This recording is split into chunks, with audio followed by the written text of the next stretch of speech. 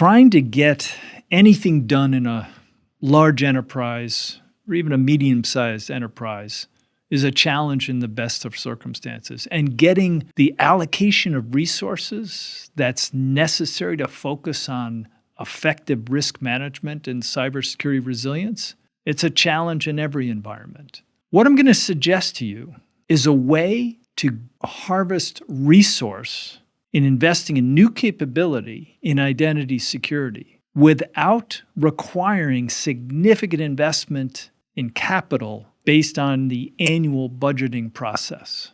So this is a way of using resource in the short term to create economic value that can be harvested to offset the investment requirement.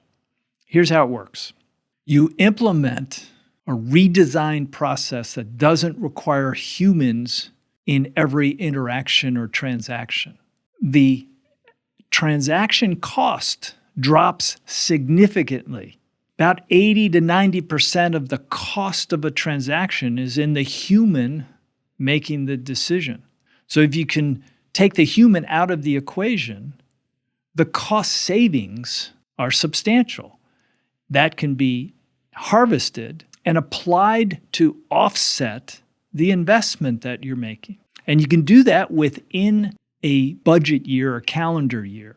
What it means that if you implement something in 2 or 3 months and changing the process and relying less on humans to make key decisions, the savings from the automation that you're putting in place can be used as an offset for the investment in the new capability. So essentially, at the end of your first year, you may have spent significant dollars in implementing a new capability, but now you back out the cost savings from reducing your operating costs by less dependence on humans.